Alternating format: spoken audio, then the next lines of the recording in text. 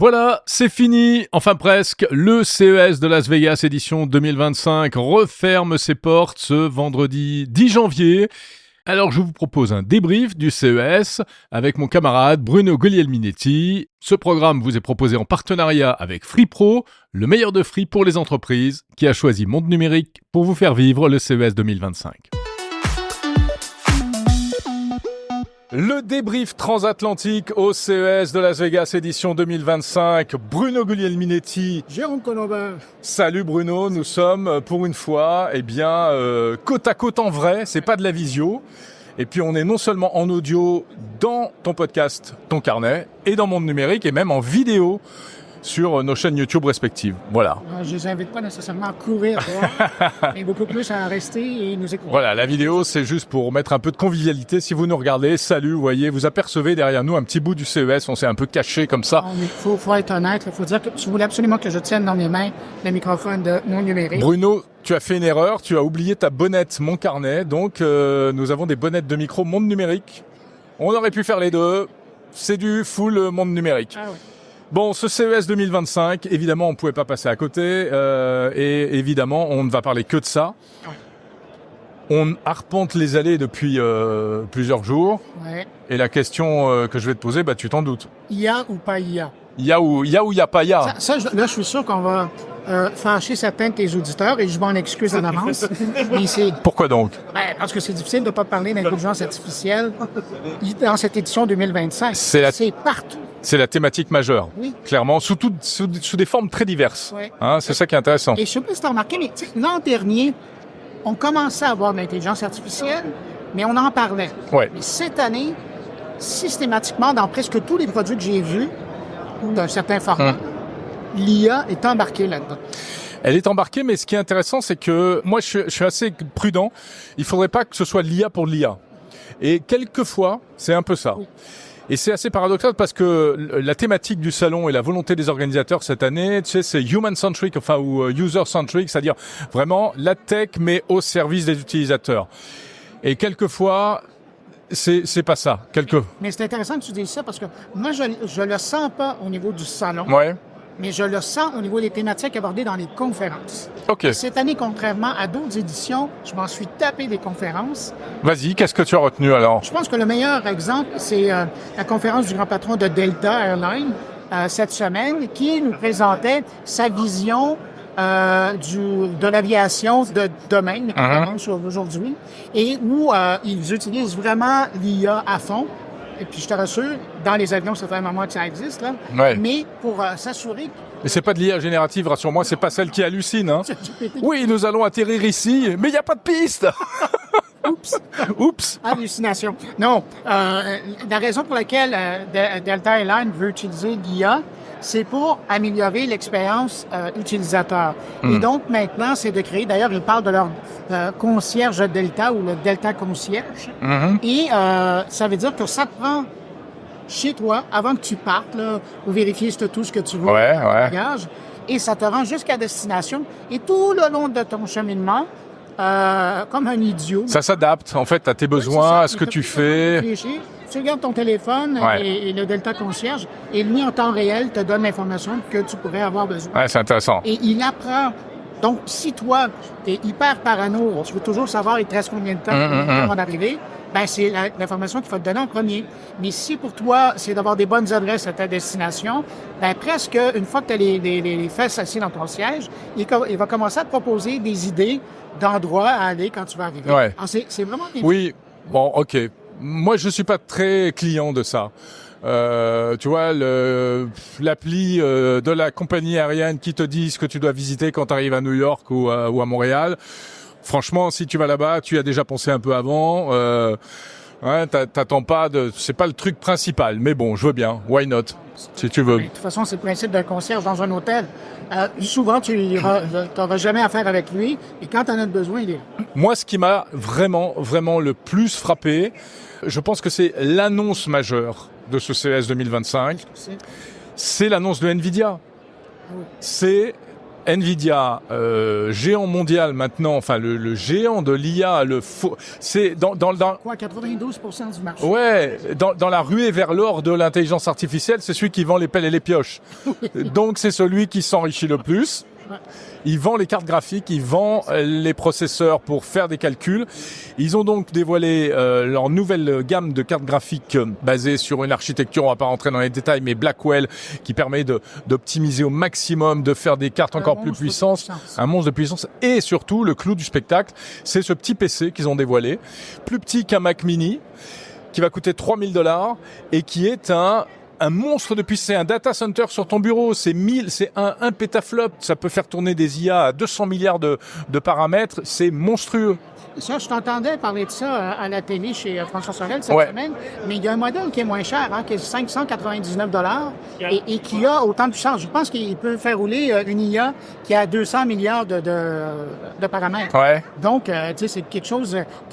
le Llama ou autre système comme ça pourrait très bien fonctionner. Et ce que je trouve intéressant dans l'approche d'NVIDIA, c'est de permettre aux gens, des individus ou des entreprises, d'avoir sur un réseau interne de l'entreprise cette IA, cette intelligence artificielle générative qui va être sur la machine, qui va être branchée sur ton réseau sans jamais quitter le réseau de ton organisation. Tout à fait. Et ça, pour la conservation des données, la sécurité, c'est un enjeu qui, pour le moment, était rarement réglé. Et là, on vient de trouver une solution.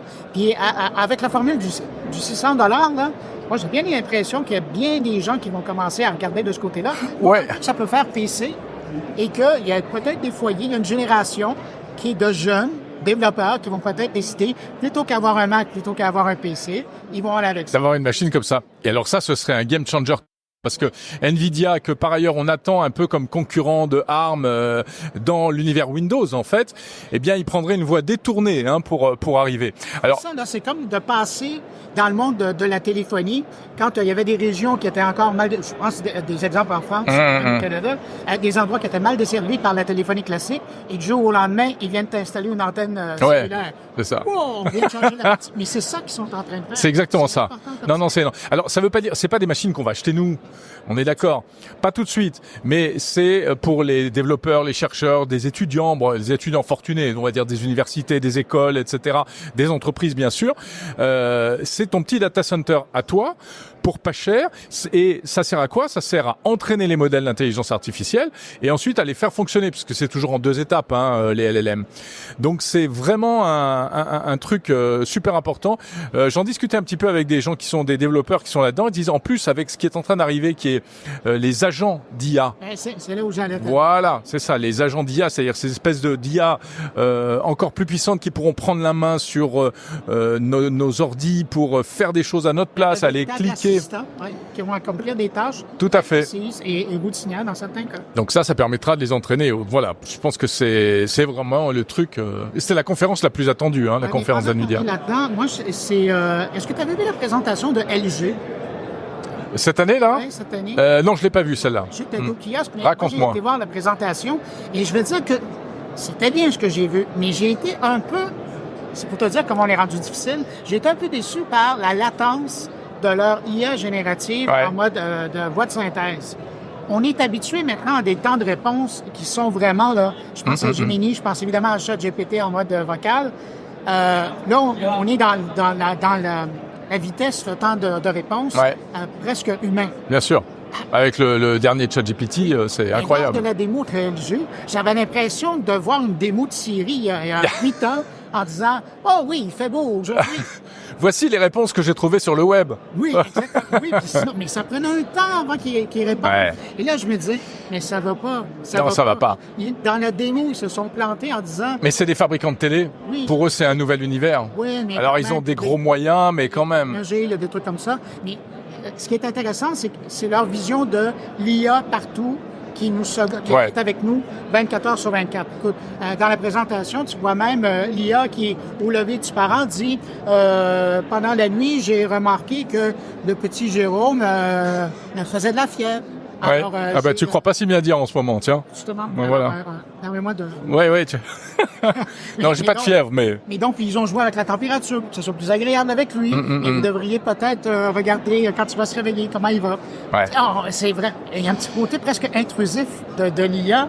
Et j'avoue que pour que j'en parle, là, j'ai eu des petits frissons en disant, je suis pas certain qu'il voulait dire tout ça dans cette présentation-là. Ah, ouais. ouais. Qu'il pense... Bruno a des frissons quand même, hein, quand il écoute des conférences. J'ai encore cette... Mais oui, mais je te comprends. C'est un peu, on a encore nous, malgré nos âges avancés, cette fraîcheur. On est très bon public. Il y a des trucs parfois même un peu débiles qui nous émeuvent. Hein. Ah, est-ce que tu penses? Je sais à quoi tu penses. Eva Cooling. Ah oui, alors vas-y, parle-moi d'Eva Cooling. Non, parce que ça c'est sérieux, Eva Cooling. Okay. Parle-moi d'Eva Cooling.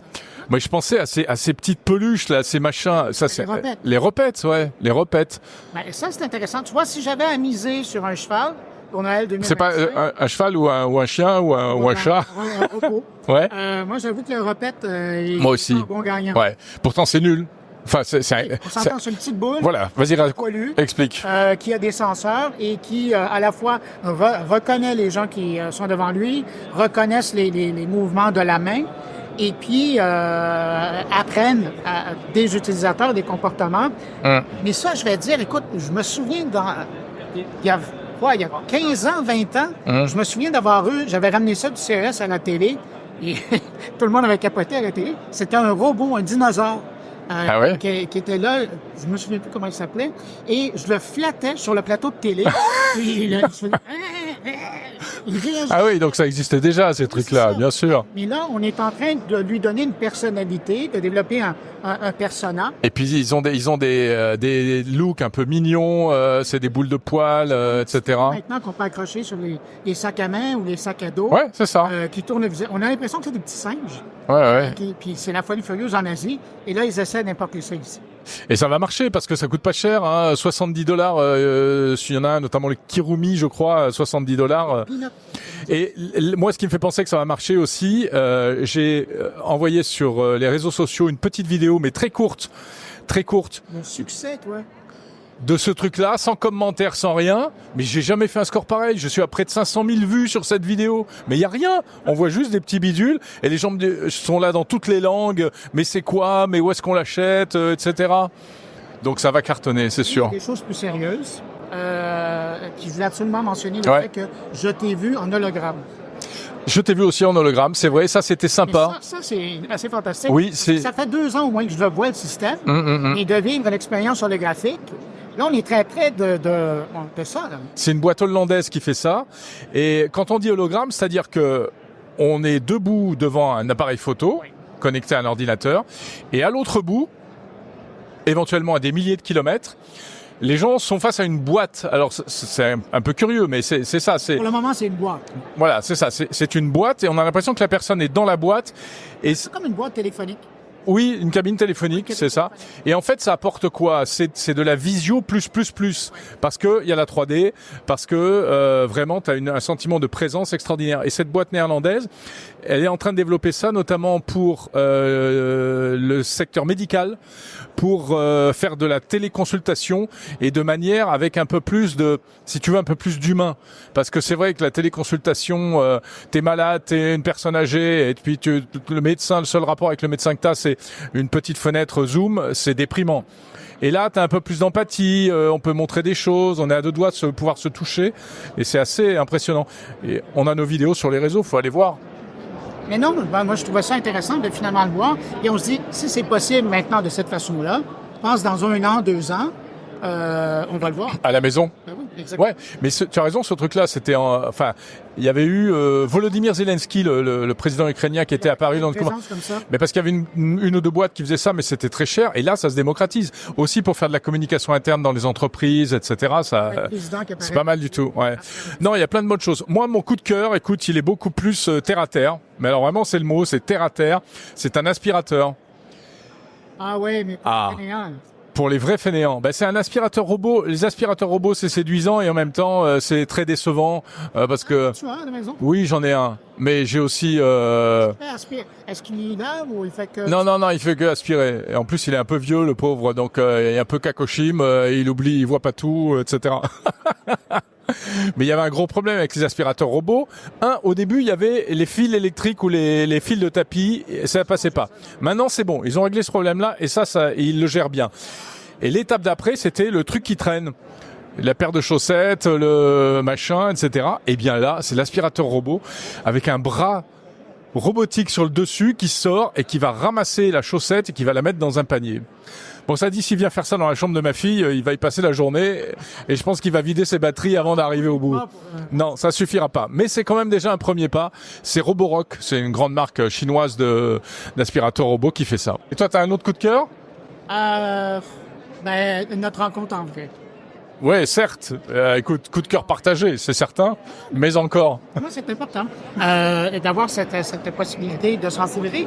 Mais sinon, technologiquement parlant, je pense que, et ça va être générique, ça fait la boucle avec ce qu'on disait tout à l'heure, c'est de revoir comment les fabricants les plus sérieux ont regardé à intégrer l'intelligence artificielle. Ouais. Parce que personnellement, j'aurais l'impression qu'il faudrait attendre encore 1 an. Ouais. Et là, je vois qu'ils ont vraiment parti de façon sérieusement.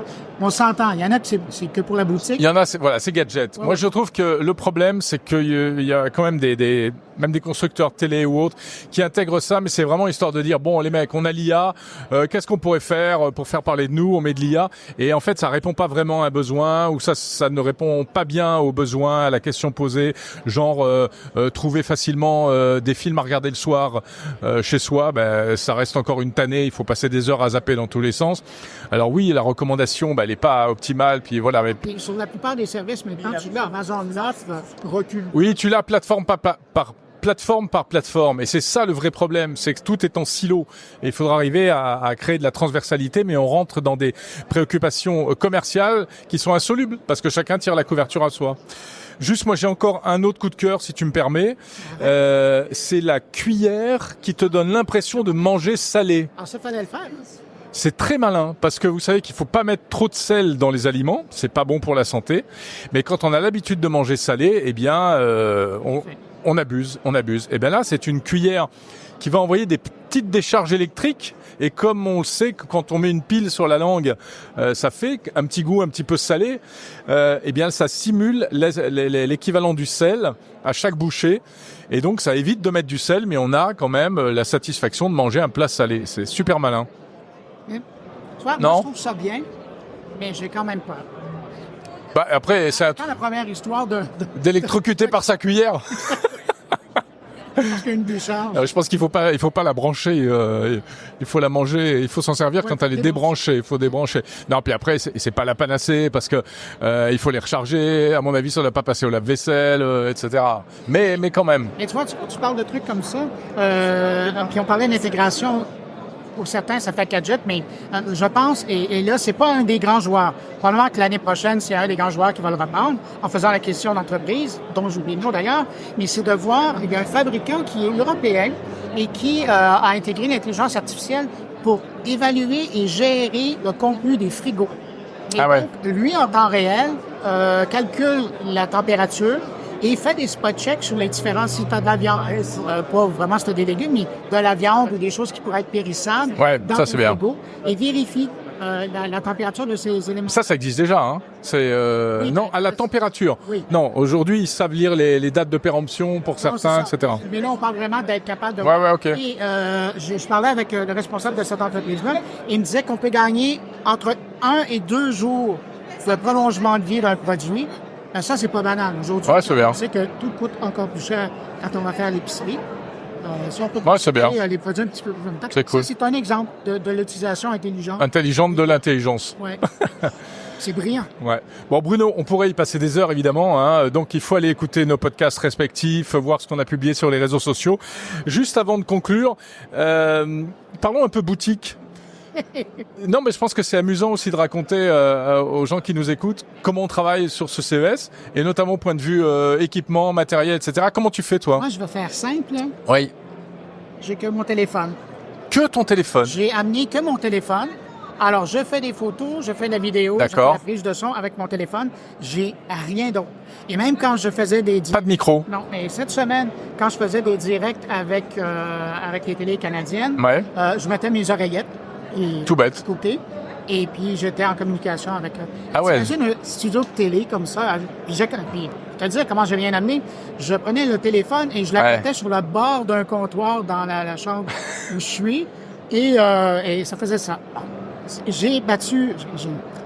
c'est mon record De minimalisme. de minimalisme. C'est ton record de minimalisme. Ouais, chapeau. Moi, c'est un petit peu plus évolué quand même si je considère que... Non, sophistiqué, voilà. Compliqué, oui. Parce que là, Compliqué. Parce que j'aime bien compliquer les choses. oui. Moi, j'ai des micros, mais j'utilise des petits micros, vraiment les tout petits. Hein. Sous la bonnette. Voilà, là, si vous nous regardez en vidéo, en fait, le micro, il est sous la bonnette. Voilà, j'enlève la bonnette. Oh, il est tout petit, le micro. Le son que ça fait quand tu fasses. Oui, ça fait scratch. Voilà. Pardon pour le scratch. C'est des petits micros Shure que j'aime beaucoup, Avec un mouse. qui sont, et pourquoi je les aime bien, parce qu'ils sont sans fil, mais ils sont Bluetooth, donc et ils se connectent directement au Bluetooth du smartphone. Ça, c'est cool. Sauf que si Monsieur Shure m'écoute, il y a qu'un truc qui est casse-pied, c'est que ça fonctionne qu'avec l'application Shure, et ça, c'est un problème. Et puis, pour moi, je filme en même temps, je filme toutes mes interviews. Moi, j'ai remarqué ça. Tu as vu? Parce que, et comme ça, après, ça me fait des extraits sur les réseaux sociaux. Et pour ça, j'utilise l'iPhone, le smartphone, que je mets sur un gimbal, hein, donc un stabilisateur. Et ça marche vachement bien. Là, on est en train de se filmer d'ailleurs avec le stabilisateur sur le pied. Voilà, c'est à peu près tout. Hein. En fait, c'est quand même C'est extrêmement minimaliste. Il y a 15-20 ans, là, les premières fois. Ouais, mais bien sûr.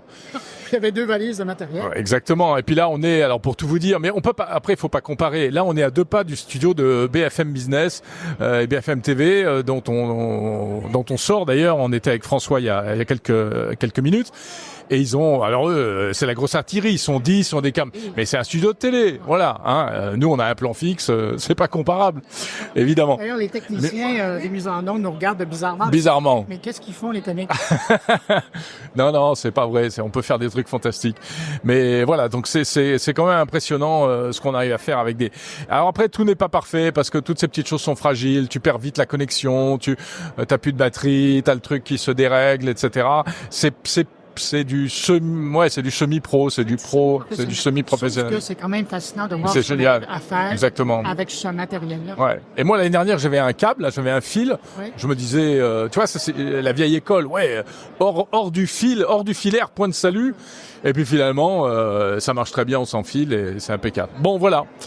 C'était sympa ce petit débrief, Oui, et mon cher Bruno. Merci d'avoir comme ça permis de le faire également pour les gens qui veulent regarder. Tout à fait. Et puis, c'est quoi? On se donne rendez-vous la semaine prochaine en version vidéoconférence? On change pas une équipe qui gagne et on reprend les bonnes habitudes. Donc, Mais là, puisque tu es là, est-ce que tu me permets de te souhaiter un bon 2025 avec plein de projets? Je sais que tu en as des plans. Et puis, surtout, merci d'être là avec un Monde Numérique semaine après semaine. mais Je alors, sais que tes auditeurs et les miens après, c'est ce que tu veux. mais merci beaucoup pour ton salut et qu'évidemment je te retourne parce que toi aussi je te souhaite une très bonne année 2025 avec plein de projets et c'est vrai que c'est amusant, ça les auditeurs le savent pas forcément, mais quand on se parle toutes les semaines le jeudi, il y a toujours la partie on qui est diffusée et il y a la partie off où on discute. Alors qu'est-ce que t'as fait cette semaine? Ah ouais, t'as testé tel produit, machin. Ah tu vas faire ça. T'as envie de lancer ça. Tu penses que c'est viable? Et ça on prend beaucoup de plaisir à faire ça. On est comme devenus 2 collègues de bureau. Mais on travaille, on travaille exactement sur la même matière. C'est à la fois très similaire et puis en même temps on a chacun nos différences. Donc voilà. Si tu me permets aussi, parce que puisque tu parles du off de ce moi j'invite les gens qui nous écoutent, les gens qui nous regardent, à continuer de nous envoyer des courriels, des messages, de laisser des mots, parce que systématiquement quand on se parle le jeudi, on les évoque sur des commentaires. Ouais, c'est vrai. Et c'est peut-être con à dire, mais on grandit dans l'expérience et on s'améliore grâce à vos commentaires. Ils sont précieux. Puis, comme la plupart, c'est drôle aussi à dire, mais comme une bonne partie de notre auditoire écoute les 2 podcasts, les 2 productions, c'est intéressant parce qu'on se partage l'information. Tiens, d'ailleurs, il y a un tout dernier mot, parce que là, on est en train d'exploser les compteurs. Là, on a fait 2 fois plus long que d'habitude, désolé. Mais juste, il faut dire aussi ce qu'on a fait en termes de couverture. On n'a pas fait exactement la même chose, c'est intéressant. Non. Toi, tu as fait fait focus sur 120 secondes de tech. Oui, avec des articles. J'ai jamais autant écrit. Tu as beaucoup écrit. Tu écris beaucoup, c'est vrai. Je suis admiratif. Ben, merci. Mais j'ai fait moins de publications sur les réseaux sociaux. Et là, un petit peu plus tard cette semaine, je vais m'embarquer dans mon carnet. Et contrairement à l'habitude, où j'avais plein d'experts et d'analystes, cette semaine, pour le spécial, c'est toi. Et après, c'est une douzaine d'entrepreneurs que j'ai... Ah, mais j'ai vu, il était complètement fou, Bruno, cette année. Et moi, je me suis un peu calmé par rapport aux années précédentes, mais tu tendais ton micro à tout le monde. Je pense que tu as interviewé la moitié du CES, là. Oh, t'as déjà... Bon, j'ai parlé à beaucoup de monde. Ouais, moi, j'ai été un peu plus flemmard, on va dire. Non, sélectif. C'est sélectif. Mais c'est amusant parce qu'il faut vraiment écouter les deux. Toi, 120 secondes de tech, tu avais vraiment l'essentiel chaque jour. Moi, j'ai fait des épisodes plus longs. Oui, c'est intéressant. Un épisode par jour, plus long, et un peu plus, je sais pas comment dire, moins de sujets, mais plus... Oui, mais moi, ce que j'aimais, c'est que tu analysais, tu prenais le temps. Ouais. 120 secondes, tu fais l'énumération. Tu fais ce qu'on appelle du hard news, du brut. Et toi, là, tu étais dans l'analyse. Je mettais un petit peu d'analyse, de décryptage. Évidemment, moi, j'écoutais d'autres trucs. Une fois que j'avais fait le mien, parce que je voulais pas m'influencer. Et vice-versa. Et puis, je trouve ça chouette, parce que les gens qui ont pris l'habitude d'écouter le 120 secondes, puis après d'écouter l'analyse, puis pas souvent, on s'est jamais parlé de nos sujets avant de le faire. Non. Et puis, il y a des trucs qui s'entrecoupaient. Je trouvais ça bon. Voilà. Donc, il faut écouter les deux. Absolument. Allez. Là, on arrête, on coupe, on rend l'antenne, Cognac G. Tu sais ce que c'est, Cognac G? Non, tu connais pas. T'es pas français. Léon Zitrone, peut-être? C'était du temps de Léon Zitrone, c'était le siège à la télévision, et donc il disait « À vous, Cognac Jet ». Merci de nous avoir suivis, merci de nous suivre tout au long de l'année. On vous donne rendez-vous, vous l'avez compris, donc encore pour 2025 avec plein de programmes, plein de projets. Salut Bruno. Salut Jérôme. À la semaine prochaine.